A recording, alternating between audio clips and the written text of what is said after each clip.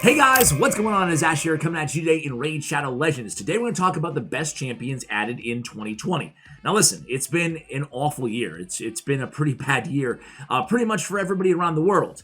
But it has been a very good year in terms of new, effective, solid champions added to the game in Raid Shadow Legends. It got me thinking this very last new champion update where we had 22 new champions added to the game.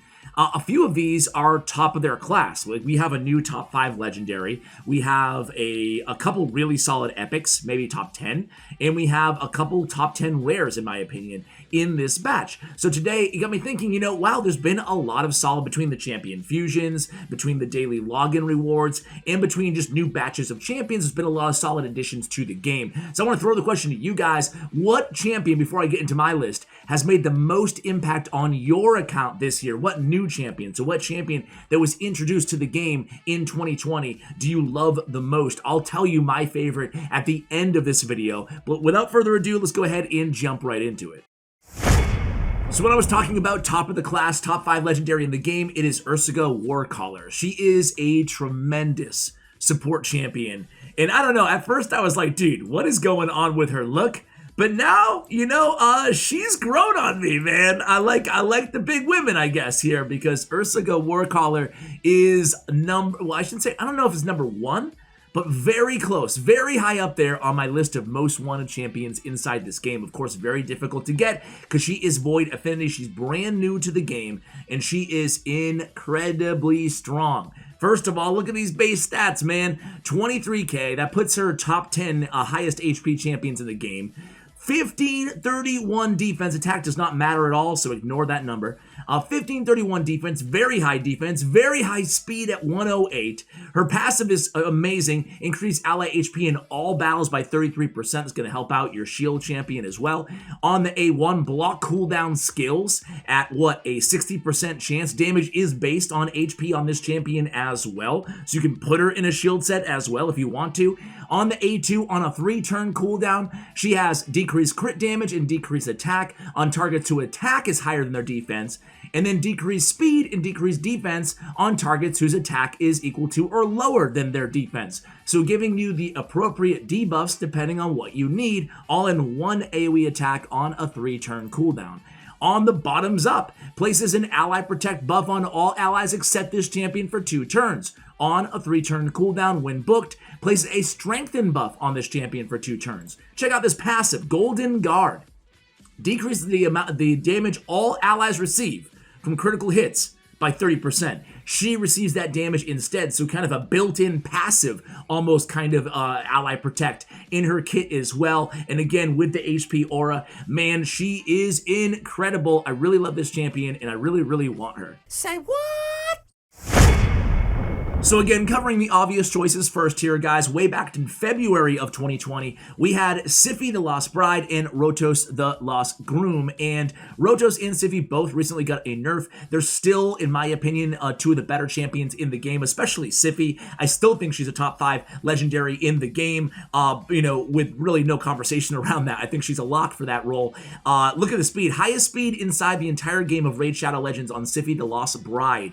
114 is the highest speed in the game, and then just really solid stats. She has the sleep or the heal on the A1. On the A2, she still has the block debuffs, increased defense, and increased speed. Strong versions on the A2, which is now a 4-turn cooldown, and then Love Beyond Death revives a single ally with 55% HP and a full turn meter.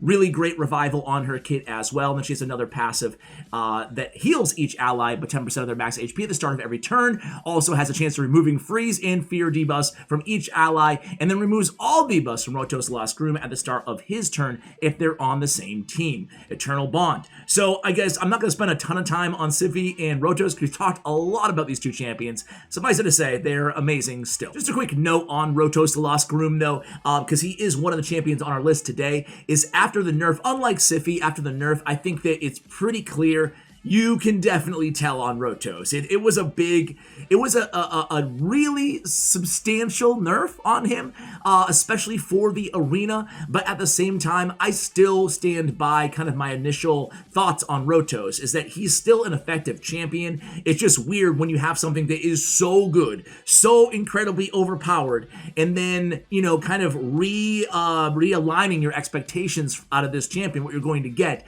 It's tough when you take that big of a step down. But I think if he was introduced to the game right now, the way he is right now, people would still be talking about this guy as a great damage dealing champion.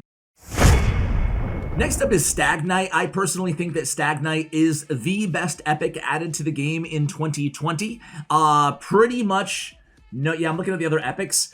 Pretty much no conversation in my mind. You know, he is just an incredible champion. Banner Lord, very simple kit to understand.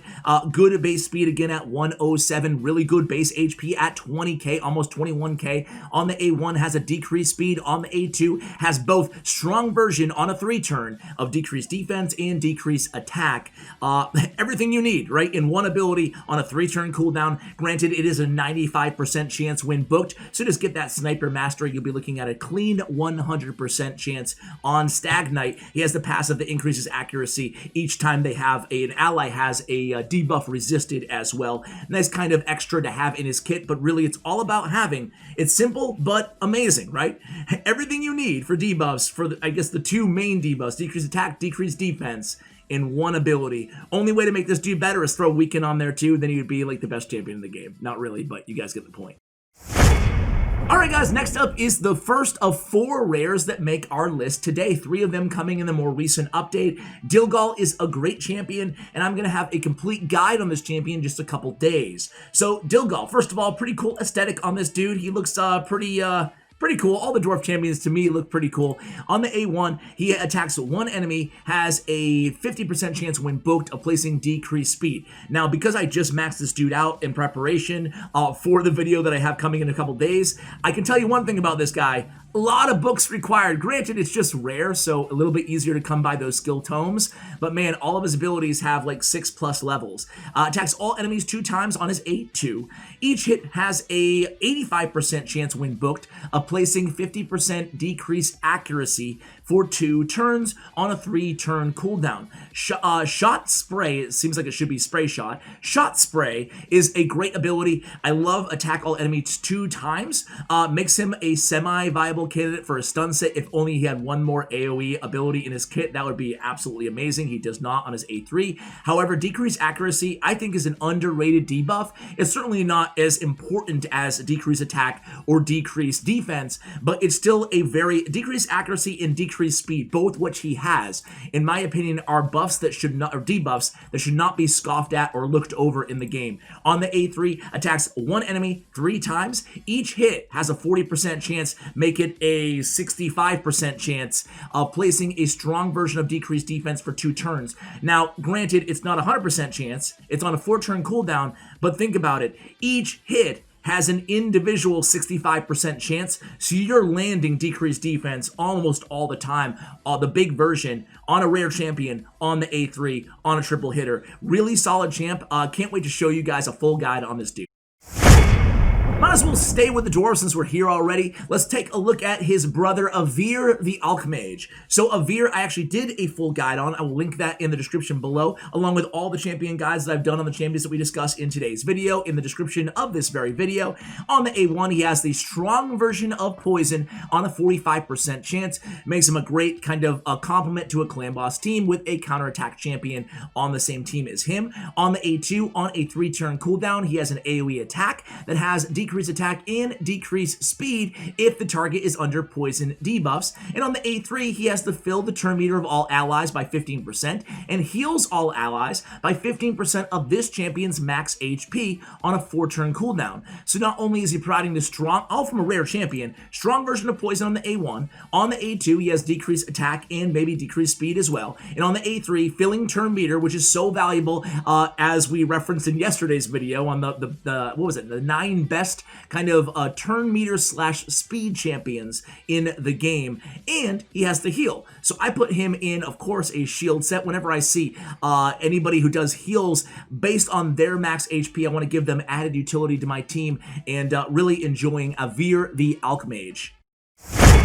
So next up is, without a doubt, belongs on this list, Contra the Cyclone. So Contra's a champion that I did a champion guide on, but truthfully, I haven't talked about her enough since then because she's a tremendous champion, and she's more nuanced, a little bit more difficult to understand where her value lies at first glance as compared to a more simple champion like Stag Knight. It's very obvious what he's doing. His role is very well defined. First off, check out that base defense. Like a lot of other barbarians in the game, Valkyrie as such, Scylla the Drakes as well, a defense-based champion who does damage based on defense and also has a very high defense at 1542, very high. So a chance of stealing a random buff from the target at a 60% clip, not bad on the A1. On the A2, and this is her main ability, and it's pretty crazy, attacks all enemies 3 times on a 3-turn cooldown. Each hit, so, you know, every single one of these 3 waves of attacks that she's launching has a chance of placing one of the following debuffs for 2 turns, again, all on a 3-turn cooldown.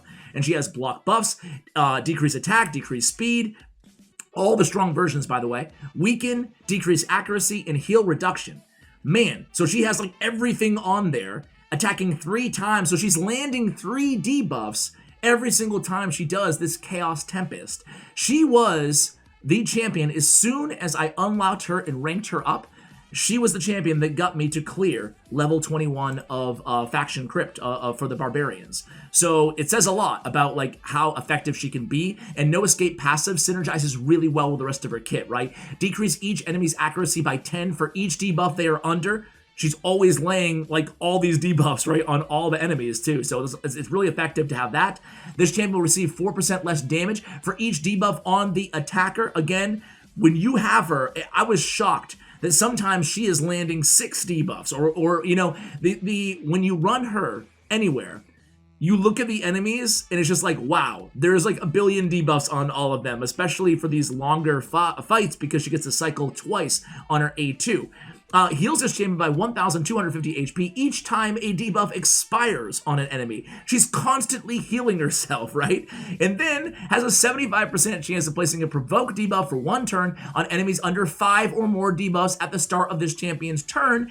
And she cannot place debuffs, or excuse me, can place debuffs on weak hits. She's a debuff monster, a debuff machine. And I'll tell you what, guys, I was shocked at how consistently she gets 5 or more debuffs up against the targets and is able to land the provoke on top of that. So I love Contra the Cyclone. Do any of you guys use her regularly? She's a champion that I think deserves a lot more love, at least on my channel, because I don't mention her enough. And her passive, by the way, is accuracy in all battles by 60. Not too bad if you're looking for an extra accuracy bump on your team. So you guys know I love Scylla of the Drakes. She's a fantastic champion. She's a daily login reward champion. I think I made a video, I'll link my most recent one on her, saying that she was my favorite kind of overall champion in the game. Especially, I love the fact that she was a daily login reward. So this is a little bit emotional for me, or sentimental, I guess I should say. I'm not going to break down and cry for you guys. But I just like that they made a champion this powerful available to everybody. Why is she good? Well, she's another defense-based barbarian champion. She's magic affinity. She has a decreased speed on the A1 and also a 40% chance when booked of decreasing the target's turn meter by 15%. That's really, really solid on Drake's swiftness, her A1, to have that turn meter and decreased speed. A lot of speed manipulation on the A1, right? And then the A2 attacks all enemies 2 times. Each hit has a 35% chance on a 3-turn cooldown when booked of placing a stun. The strongest CC debuff in the game, crowd control. Really, really great to have, right? And I have her in a stun set as well. So basically, she is consistently laying AoE stuns almost every single time she uses her A2 with the books on her. And if you put Fearsome Presence Mastery on her, that can bump up to a 40% chance. I think I have her built that way as well. So just really, really effective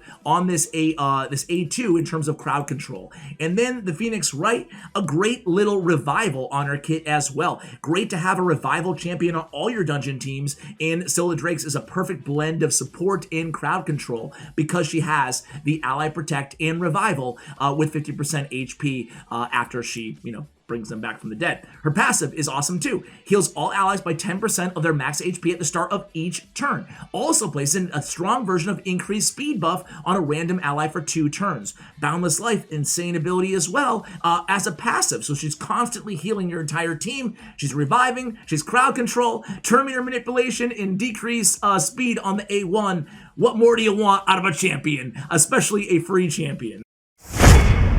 So next up is another super new champion. It is Caden. I did a full guide on him as well. I'll remind you guys again in the description below. Really, really solid champion in Caden, a Dark Elf Magic Affinity defense-based champion. On his A1, he has a chance of placing a provoke at a 25% clip. Not actually make it a 30% clip, my bad. Not bad at all, right? 30% provoke. On the A2, it's an AoE attack, and then has a 100% chance of placing decreased attack for 2 turns. Damage is based on defense.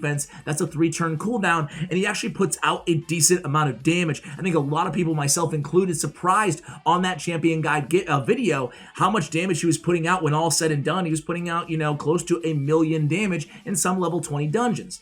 Revives 2 random allies with 50% HP, and then places the strong version of increased defense buff on them for 1 turn on a 4-turn cooldown. Favor of the Chamber, his revival ability, is an insane revival ability, especially for an epic. You can compare him to a champion like Cardinal, who has an AoE, a Void epic champion, who has an AoE revival with full turn meter, which is amazing, right? But the thing about it is if you're not killing the enemies, if you're on like Faction Wars or a Faction Crypt with that ability, if you're not killing the enemies, you're left very, very vulnerable, all the allies that you just revived, right?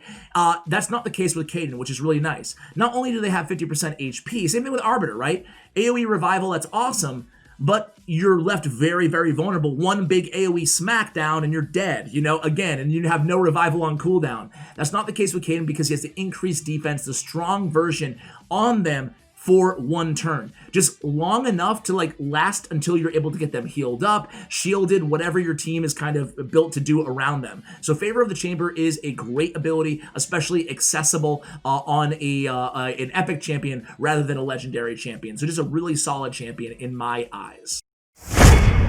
So pretty crazy, guys. I did a guide on Draconis. He was the first rare that I did a guide on out of this new batch of champions. Again, how many times am I going to tell you this? Is linked in the description below. This will be the last time, I promise. But if you want to check him out, I would strongly advise you guys check out Draconis.